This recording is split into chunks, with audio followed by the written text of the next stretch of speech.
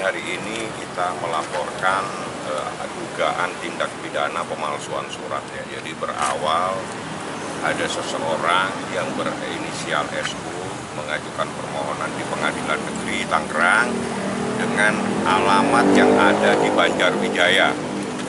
Banjarwijaya di Blok apa Mas? Itu ada di permohonannya, nanti biar bisa secara jelas ya. Jadi dasar itu saya komunikasikan dengan ini kok ada penetapan tahun 2018 ya. Jadi ada beberapa hal, alamat dan agama. Kita komunikasikan dengan Niki. Saya selanjutnya datang ke kelurahan menanyakan ke RT dan RW apakah ada seseorang yang bernama Sajat Putra tinggal di sana. Ya, jadi kita tanyakan secara tegas. Ternyata ada surat dari kelurahan yang pada intinya tidak ada seseorang yang bernama SU tersebut ya. Jadi ini ada suratnya secara tegas. Nah, berdasarkan hal tersebut hari ini kami datang ke Polres Metro Tangerang Kota. Konsultasi awalnya apakah ada unsur pidana dari perbuatan tersebut. Setelah kita konsultasikan, pada akhirnya kita membuat keputusan, membuat laporan dugaan tindak pidana pemalsuan pasal 266. Berapa tahun itu Mas? Berapa tahunnya? Iya, 7 tahun. 7 tahun. Nah, siapa yang melakukan?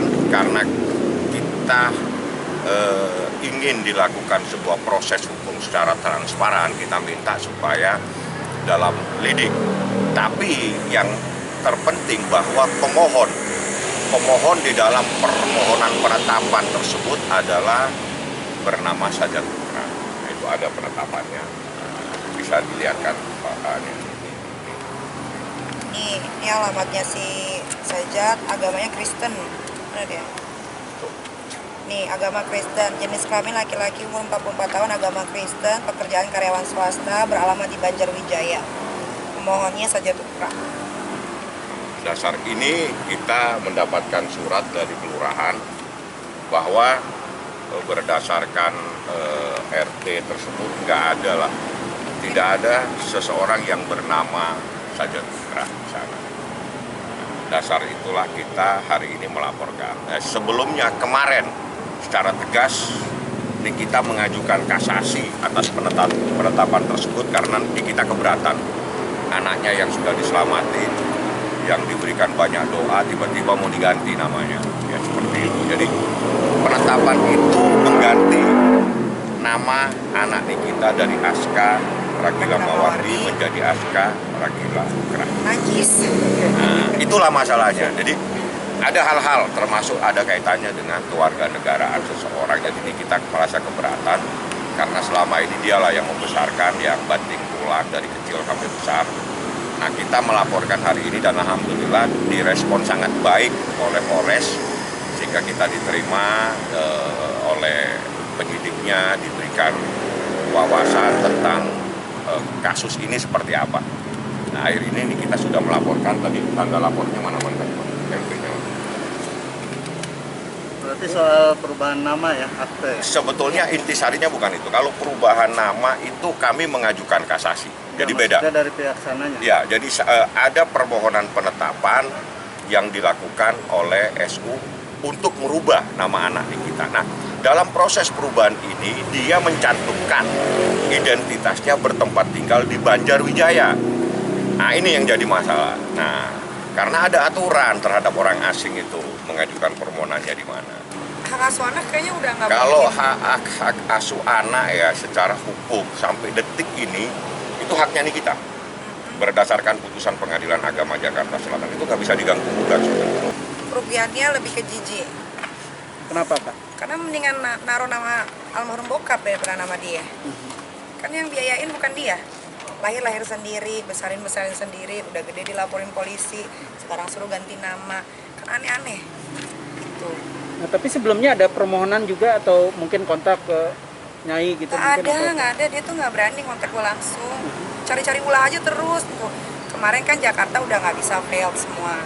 Tiba-tiba dia lari ke pengadilan Tangerang gitu. Di pengadilan Tangerang permohonannya disetujui.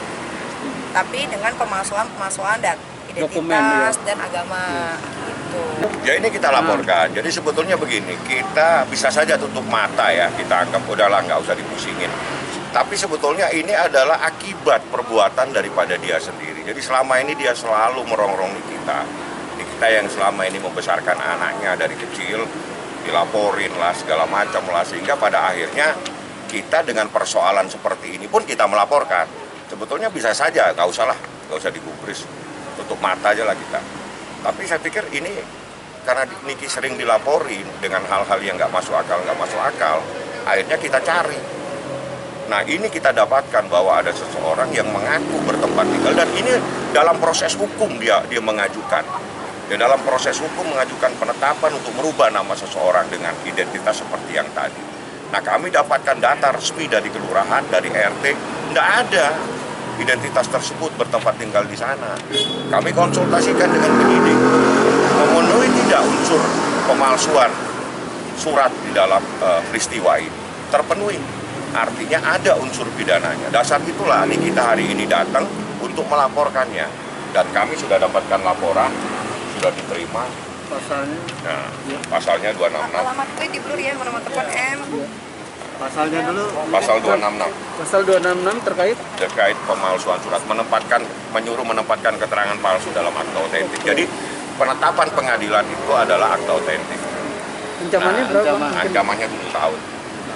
Ini memang udah proses sidang atau gimana? Belum. Yang mana? Yang soal dia... Dia penetapan itu bersifat volunteer ya, artinya ex parte, jadi nggak ada pihak. Jadi ini kita nggak tahu. Tapi anehnya di dalam permohonan tersebut, yang mengajukan permohonan ini kita. Padahal nggak pernah. Nah, nggak pernah ada. Jadi di situ pemohon selaku ibu kandung. Loh, ini dia nggak pernah ngajuin permohonan. Berarti mencatat nama juga ya? Parah. Kan kalian tahu dari brojol sampai besar segala macam kan sendiri gitu. Tiba-tiba datang nih pasukan cikungunya kan, selalu ganggu gitu, gue nggak ngerti. Gue bingung kadang-kadang harus menyetopnya tuh seperti apa. Kalau lapor polisi kan sebenarnya itu adalah buang waktu ya kan, tapi mau nggak mau daripada nanti yang sono duluan gue kecolongan lagi, yang udah-udah kan gue selalu kecolongan. Jadi mendingan sekarang aja gitu balik lapor. Ya tapi mudah-mudahan maksudnya gini, buat aparatur negara semuanya di seluruh Indonesia, kalau ada yang namanya Sajat Kupra mau melapor, jangan diterima karena dia penipu. Kalian aja bisa ditipu, buktinya ini sekarang udah ada, ya kan, dari alamat, agama. Malah di situ ada dibaca, dia juga ngomongnya sebagai ibu kandung juga ya bang. Jadi dia tuh udah kacau, udah parah. Gue tuh cuma pengen mereka tuh berhenti ya deh, kalau ngurusin soal anak itu anak gue melahirkan sendiri. Gue membelah diri, ya kan, nggak tahu mungkin gue ditiup bisa hamil. Pemohon adalah orang tua strip ibu kandung. Tahan Ibu bang, kandung nih kita kok. tahan lu bang. Ini, makasih bang.